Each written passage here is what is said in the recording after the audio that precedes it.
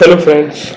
So here we are beginning our CSAT series. CSAT is one of the most important and one of the biggest hurdle for many to appear for the mains examination. Even getting this 33% marks has become very tough due to the changing nature of the examination, where maths questions are becoming difficult, the comprehensions are becoming incomprehensible, uh, uh, and reasoning questions are day by day decreasing.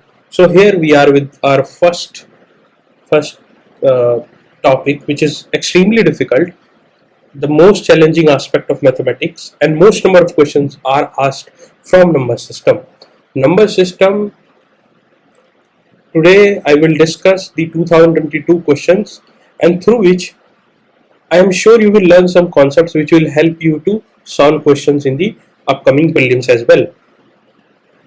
The first question is, which number amongst 2 to the power 40, 3 to the power 21, 4 to the power 18 and 8 to the power 12 is the smallest? So here some exponential numbers are given and the question is asking which is the smallest. Now how I have solved it. Now 2 to the power 40 cannot be further made smaller. Okay, now if you have to compare this with this, you have to make it similar. Otherwise, if you will go and find 2 to the power 40 and 4 to the power 18 and 8 to the power 12, it will take you 5 minutes to solve this. Even more if you are not good in mathematics. So I will change 4 to the power 18, as 4 is also 2 का square. So 2 का square हो गया 4, power 18 है. So ये simple, आप इसको 2 का square है, उसकी पावर 18 है, तो ये 2 का पावर 36 हो गया. सेम बेस है तो ये सीधे मल्टीप्लाई हो गया, तो 2 टू द पावर 36 हो गया. अब 8 टू द पावर 12 अगर हम देखें तो 8 इज क्यूब ऑफ 2, सो 2 का क्यूब और ऊपर पावर 12 है. अब 3 इंटू 12 क्या हो गया 36, तो 2 की power 36. Now this is 2 to the power 36, this is 2 to the power 36 and this is 2 to the power 40. Now when this both are equal and they are asking one answer smallest, so you don't need to worry about 3 to the power 21, क्योंकि ये तो बड़ा है ही 2 to the power 40, 2 to the power 36 से 2 to the power 40 बड़ा तो होगा ही, तो ये स्मॉलेस्ट है नहीं. अब दोनों बराबर हैं तो ये दोनों भी आंसर नहीं होंगे, तो आंसर स्मॉलेस्ट क्या होगा, बी होगा, 3 to the power 21. अब anybody who will not apply common sense and will try to find out 3 to the power 21 also, ये सब लाने के बावजूद भी, तो he will not be able to find the correct answer because it will take huge amount of time and he will after spending 3-4 minutes he will leave the question. So common sense को, अपने reasoning को जैसे first paper में live रखना, ऐसे ही second में भी alive रखना. Second question. Consider the question in two statements given below. Question 1 is x an integer. x क्या integer है? अब दो स्टेटमेंट दी हुई है. स्टेटमेंट 1 दिया हुआ है x by 3 is not an integer. x integer है कि नहीं? अगर x by 3 integer नहीं है, ठीक है. स्टेटमेंट 2 है 3x is an integer. अगर 3x integer है तो क्या x integer है? अब इसमें ये पूछा गया statement 1 alone is sufficient to answer the question. ठीक है, statement 2 alone is sufficient to answer the question. Both statement 1 and 2 are sufficient to answer the question. Both statement 1 and 2 are not sufficient to answer this question. Now first of all you need to understand what is integer. Integer is never in a fraction. Integer will be either negative -1, -2, -3, -4, -5 or 0 or plus में +1, +2, +3, +4, +5, +6. Now let's take an example. If x by 3 is not an integer, अब हम इसको कैसे question को solve करेंगे, इसमें कोई formula नहीं लगेगा. Let's assume the number to be 6. मान लो कि वो नंबर जो है x की जो वैल्यू है वो 6 है. अब x by 3 क्या हो गया 2 इज एन इंटीजर, 2 इंटीजर है और तब भी ये जो अपना जो वैल्यू है x की वो इंटीजर हो रही है. तो ये जो कंडीशन है अपने आप में सेटिस्फाई तो कुछ कर नहीं पा रहा. अब कोई और नंबर भी लेके देख लो, कुछ भी एज्यूम कर लो, कोई भी इंटीजर एज्यूम कर लो. यहाँ लिखा है कि 3x इज एन इंटीजर, तो क्या x भी इंटीजर होगा? अब 3x है, x की वैल्यू फ्रैक्शन भी हो सकती है, x की वैल्यू फ्रैक्शन भी हो सकती है. 1/3 हो गया मान लो, तो 3 into 1/3 1 हो गया अब 1 तो इंटीजर है बट 1/3 इंटीजर नहीं, क्योंकि ये तो फ्रैक्शन है। तो ये भी कंडीशन जो है ये भी कुछ बता नहीं पा रही है। ऐसे क्वेश्चन में आप कुछ भी एक ऐसा एज्यूम करो और एज्यूम करके सोचो, ठीक है। कोई भी नंबर ले लो, इसमें तो फ्रीडम है आपको नंबर लेने की। और 3x है तो आपको सीधे दिख रहा है ना कि 3 गुना किसी नंबर का इंटीजर है, तो हो थोड़ी सकता है कि वो नंबर भी खुद इंटीजर हो, फ्रैक्शन भी तो हो सकता है। 3 इंटू 1/3 क्या हो गया, ये एक इंटीजर हो गया, ठीक है। तो ऐसे आप, ये इसको हिट एंड ट्रायल मेथड बोलते हैं, और ऐसे क्वेश्चंस में हिट एंड ट्रायल लगा के ही सही आंसर आते हैं। If you will go by the formula, you will spend a lot of time and you will not be able to find the answer. It will become more complicated. अब देखते हैं question number 54। सब set ए के question है। Let A, B and C represent distinct non zero digit. अब देखो ना, इनको काले करते जाओ। ए बी सी है, डिस्टिंक्ट मतलब अलग अलग है, नॉन जीरो डिजिट मतलब जीरो नहीं है। Suppose X is the sum of all possible 3 digit number found by A B and C. x is sum of all possible number जो ये 3 डिजिट नंबर से बन सकते हैं, ठीक है। मान लो 1 2 3 है, मान लो a 1 है, b 2 है, c 3 है, ठीक है। तो x सम है 1 2 3 से जितने भी नंबर बन सकते हैं उन सबको जोड़ दो। मतलब 1 2 3 हो गया, 2 1 3 हो गया, 3 1 2 हो गया, जितने भी नंबर बन गए उनका जोड़ है x, ठीक है। और इसमें कोई रिपीटिशन नहीं है। रिपीटिशन का मतलब है कि आप ऐसे नहीं है कि आप 3 2 2 बना दिया, ठीक है, 1 1 3 बना दिया, रिपीट नहीं होने चाहिए नंबर, ताकि परमुटेशन कॉम्बिनेशन जो आप नंबर फ्रेम कर रहे हो वो फिक्स ही रहे। अगर आप रिपीट कर दोगे तो इनफाइनाइट नंबर हो जाएंगे। Consider the following statements. First statement is the 4 digit least value of x is 1332। मतलब 4 डिजिट लीस्ट वैल्यू का क्या मतलब है कि ये जो परमुटेशन कॉम्बिनेशन आप बना रहे हो उसकी जो लीस्ट वैल्यू होगी वो 1332 होगी। और सेकंड स्टेटमेंट है 3 digit greatest value of x is 888। मतलब जो ग्रेटेस्ट वैल्यू 3 डिजिट में बनेगी इस इन सबको जोड़ के वो 888 होगी। अब इसमें ना इतना इसमें उलझने की जरूरत नहीं है, आप कुछ मत करो। ए बी सी का ये बोला लीस्ट वैल्यू फाइंड करने के लिए, ठीक है। तो लीस्ट वैल्यू क्या हो सकती है, जब ए की वैल्यू हो 1, बी की वैल्यू हो 2 और सी की वैल्यू हो 3। अब इससे छोटा नंबर क्या होगा, नॉन जीरो डिजिट तो ये 1 2 3। अब 1 2 3 से हम नंबर बनाएंगे। 1 2 3 से हम पहला नंबर बन जाएगा 1 2 3, 1 को फिक्स रखेंगे, फिर 3 को इधर ले आएंगे 1 3 2, अब 2 को आगे ले आएंगे, और अब बाकी इधर 1 3 2 फिक्स है, फिर 3 1 हो गया। अब 3 को आगे ले आएंगे, 1 2 बनाया, फिर 2 1 कर दिया। अब कितने नंबर हो गए थे, 1 2 3 4 5 6, इनको जोड़ दो, वही x की वैल्यू है, वो आएगी 1 3 3 2, ठीक है। अब 1 3 3 2 4 डिजिट में तो मिनिमम है, बट अब 1 2 3 के इस्तेमाल से इससे छोटा नंबर तो बन नहीं सकता है, इससे छोटा नंबर तो बन ही नहीं सकता है। 1 2 3 सबसे छोटा नंबर होगा। अब इससे हम कोई भी नंबर जो बनाएंगे वो 1 3 3 2 से कम तो होगा ही नहीं, 3 डिजिट का कोई नंबर बनेगा ही नहीं ऑल पॉसिबल नंबर का जब आप जोड़ करके देखोगे। तो जो सेकंड स्टेटमेंट है वो तो रॉन्ग हो गई, सेकंड के लिए आपको जाना ही नहीं था, पहले स्टेटमेंट को ही देखना था। ये क्वेश्चन बहुत एम्बिग्यूअस होते हैं, इसको आप कई बार हिंदी में समझ के देख लो if you are Hindi speaking. I guess आपको समझ आया होगा। What is the reminder when 91 92 93 94 95 96 97 98 99 are multiplied together is divided by 1261। अब if someone is trying to find the multiplication of this तो वो कभी मतलब पागल हो जाएगा and it will take 5-6 minutes and then also you will not be able to find answer। अब ये देखो 1261 है ना, सिंपल देखो। अब ये 61 ऐसा कुछ नंबर दिख रहा है, ये 5 से मल्टीप्लाई तो होगा नहीं, ठीक है। अब इसमें से तुम देखो कोशिश करके 99 से मल्टीप्लाई 98 होने की, लास्ट में 1 है तो 98 से कैसे मल्टीप्लाई होगा। तो आप कोशिश करो किसी से डिवाइड हो जाए। जैसे आप ट्राई करो 91, आप ट्राई करो 93 और आप ट्राई करो 97, ठीक है।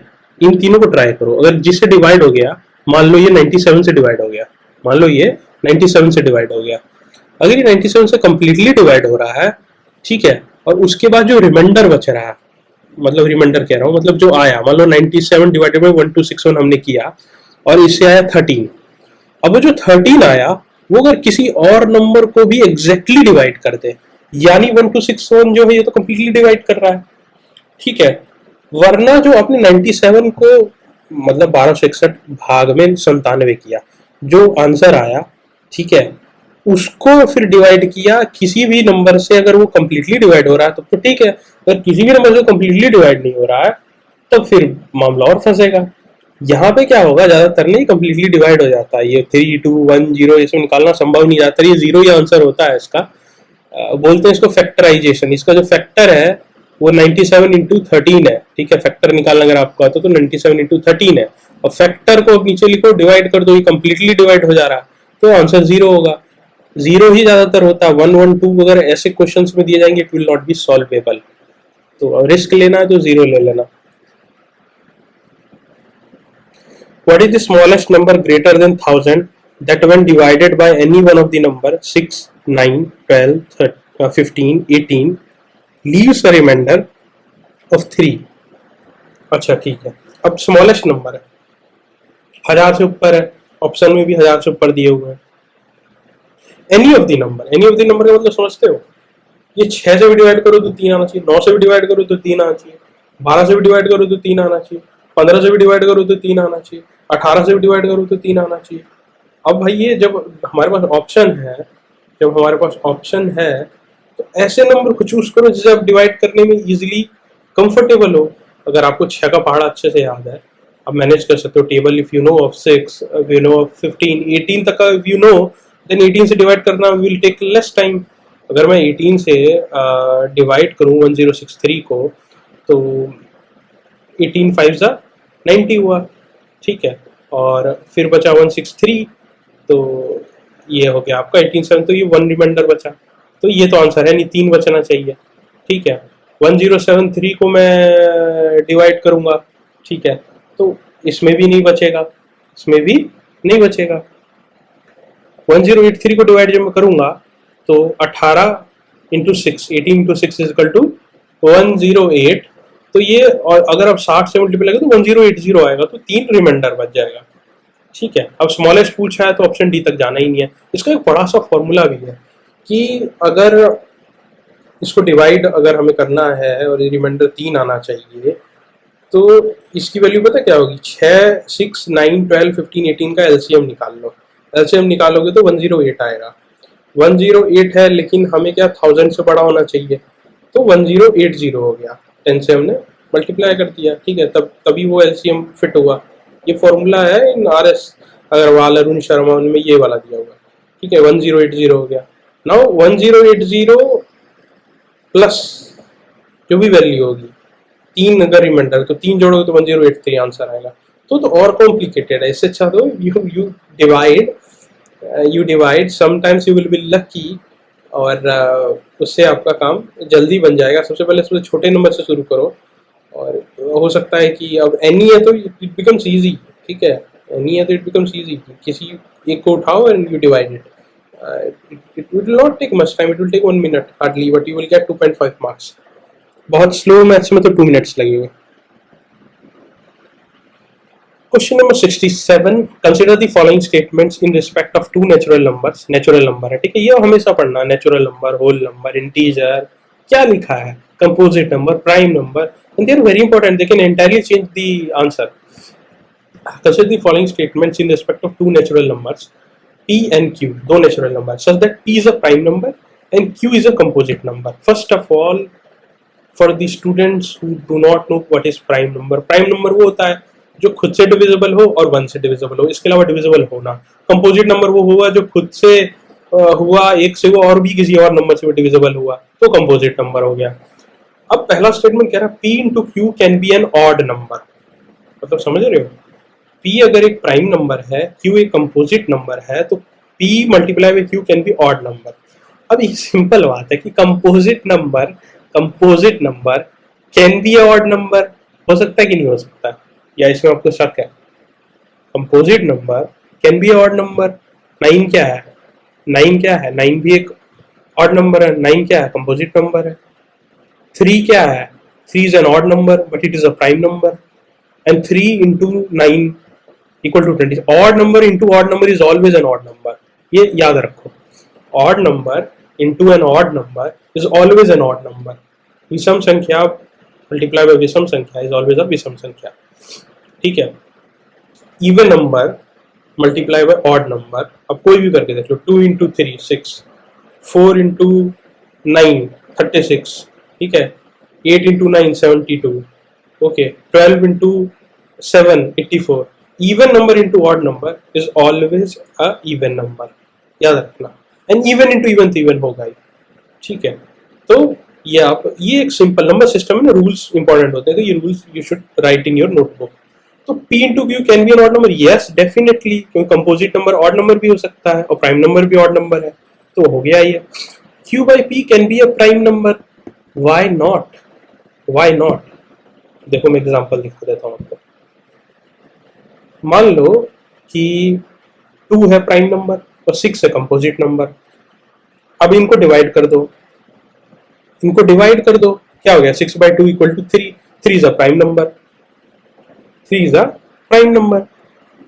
So question ये भी satisfy होगी, Q by P can be a prime number, P plus Q can be a prime number, ये तो होगा ही होगा, मतलब इतने तो अब हजारों चीजें निकाल लोगे इसमें।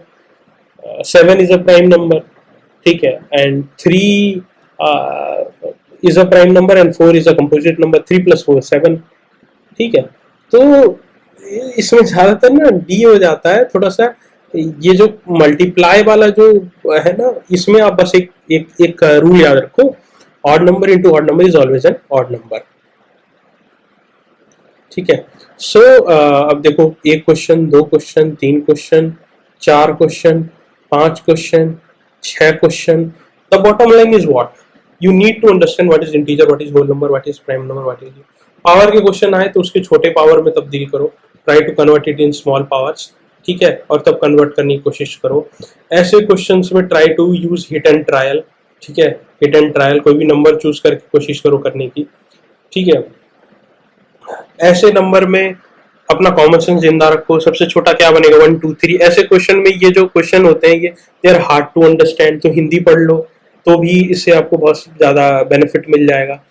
मैथ के क्वेश्चन ना ऐसे ज्यादातर ना एक करने के बाद दूसरे का करने की जरूरत नहीं पड़ती है, तो डरो मत, पहले थोड़ा सॉल्व करोगे आंसर आ जाएगा, ठीक है। In such types of question, usually the remainder is 0, otherwise it will become very difficult to find the answer of question, okay. And in such question what you have to do, you don't have to choose use formula, but try to divide by any number where you are comfortable, where you know exactly the table, and it will take less time. Start with the smallest and go with the iteration. So 1063 is smallest, 1073 is bigger, 1083 is even bigger, and 1183 either, तो they have arranged it well, ठीक है। And in such a number you have to understand odd number into odd number is a odd number, odd number into even number is a even number, even into even number is a even number. So learn this formula and it will definitely help you. So if you will be able to solve even 6-7 questions, if say for example in number system is asked, if you are able to solve 3 questions also ना, बहुत benefit हो जाएगा, 7.5 number हो गए। तो इसको देखो और खुद इन क्वेश्चंस को सॉल्व करने की कोशिश करो। Thank you so much.